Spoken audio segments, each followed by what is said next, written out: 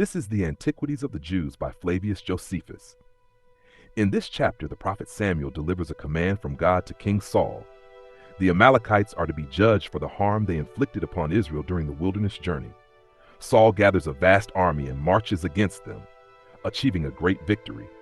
Yet despite the success of the campaign, Saul's partial obedience, sparing King Agag and preserving the best of the spoils, creates a turning point in his relationship with God. Be sure to follow the channel for more chapters of the Antiquities of the Jews by Flavius Josephus. Chapter 7. Saul's War with the Amalekites and Conquest of them. 1. Now Samuel came unto Saul and said to him that he was sent by God to put him in mind that God had preferred him before all others and ordained him king, that he therefore ought to be obedient to him and to submit to his authority, as considering that though he had the dominion over the other tribes, yet that God had the dominion over him, and over all things. That accordingly God said to him, that because the Amalekites did the Hebrews a great deal of mischief while they were in the wilderness, and when, upon their coming out of Egypt, they were making their way to that country which is now their own, I enjoin thee to punish the Amalekites by making war upon them, and when thou hast subdued them, to leave none of them alive, but to pursue them through every age, and to slay them, beginning with the women and the infants, and to require this as a punishment to be inflicted upon them for the mischief they did to our forefathers, to spare nothing, neither assess nor other beasts, nor to reserve any of them for your own advantage and possession, but to devote them universally to God, and, in obedience to the commands of Moses, to blot out the name of Amalek entirely. 15. 2. So Saul promised to do what he was commanded, and supposing that his obedience to God would be shown, not only in making war against the Amalekites, but more fully in the readiness and quickness of his proceedings, he made no delay, but immediately gathered together all his forces, and when he had numbered them in Gilgal, he found them to be about 400,000 of the Israelites, besides the tribe of Judah, for that tribe contained by itself 30,000. Accordingly, Saul made an eruption into the country of the Amalekites, and set many men in several parties in ambush at the river, that so he might not only do them a mischief by open fighting, but might fall upon them unexpectedly in the ways, and might thereby compass them round about and kill them. And when he had joined battle with the enemy, he beat them, and pursuing them as they fled, he destroyed them all. And when that undertaking had succeeded, according as God had foretold, he set upon the cities of the Amalekites. He besieged them and took them by force, partly by warlike machines, partly by mines dug underground, and partly by building walls on the outsides. Some they starved out with famine, and some they gained by other methods. And after all, he betook himself to slay the women and the children, and thought he did not act therein either barbarously or inhumanly. First, because they were enemies whom he thus treated, and in the next place, because it was done by the command of God, whom it was dangerous not to obey. He also took Agag, the enemy's king, captive, the beauty and tallness of whose body he admired so much that he thought him worthy of preservation. Yet was not this done, however, according to the will of God, but by giving way to human passions, and suffering himself to be moved with an unseasonable commiseration, in a point where it was not safe for him to indulge it. For God hated the nation of the Amalekites to such a degree that he commanded Saul to have no pity on even those infants, which we by nature chiefly compassionate. But Saul preserved their king and governor from the miseries which the Hebrews brought on the people, as if he preferred the fine appearance of the enemy to the memory of what God had sent him about.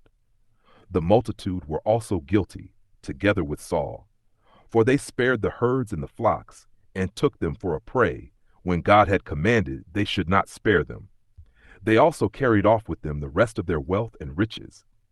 But if there were anything that was not worthy of regard, that they destroyed. 3. But when Saul had conquered all these Amalekites that reached from Pelusium of Egypt to the Red Sea, he laid waste all the rest of the enemy's country. But for the nation of the Shechemites, he did not touch them, although they dwelt in the very middle of the country of Midian. For before the battle, Saul had sent to them and charged them to depart thence, lest they should be partakers of the miseries of the Amalekites. For he had a just occasion for saving them, since they were of the kindred of Raguel, Moses' father-in-law. 4. Hereupon Saul returned home with joy, for the glorious things he had done, and for the conquest of his enemies, as though he had not neglected anything which the prophet had enjoined him to do when he was going to make war with the Amalekites, and as though he had exactly observed all that he ought to have done. But God was grieved that the king of the Amalekites was preserved alive, and that the multitude had seized on the cattle for a prey, because these things were done without his permission. For he thought it an intolerable thing that they should conquer and overcome their enemies by that power which he gave them, and then that he himself should be so grossly despised and disobeyed by them, that a mere man that was a king would not bear it. He therefore told Samuel the prophet that he repented that he had made Saul king, while he did nothing that he had commanded him, but indulged his own inclinations. When Samuel heard that, he was in confusion, and began to beseech God all that night to be reconciled to Saul, and not to be angry with him. But he did not grant that forgiveness to Saul which the prophet asked for, as not deeming it a fit thing to grant forgiveness of such sins at his entreaties, since injuries do not otherwise grow so great as by the easy tempers of those that are injured, or while they hunt after the glory of being thought gentle and good-natured, before they are aware they produce other sins. As soon therefore as God had rejected the intercession of the prophet, and it plainly appeared he would not change his mind, at break of day Samuel came to Saul at Gilgal. When the king saw him, he ran to him and embraced him, and said, I return thanks to God, who hath given me the victory, for I have performed everything that he hath commanded me. To which Samuel replied, How is it then that I hear the bleating of the sheep and the lowing of the greater cattle in the camp?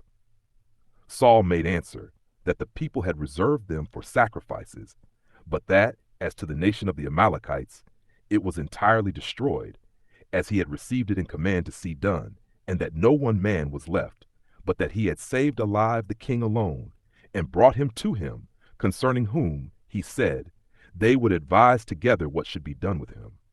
But the prophet said, God is not delighted with sacrifices, but with good and with righteous men, who are such as follow his will and his laws, and never think that anything is well done by them, but when they do it as God had commanded them. That he then looks upon himself as affronted, not when anyone does not sacrifice, but when anyone appears to be disobedient to him.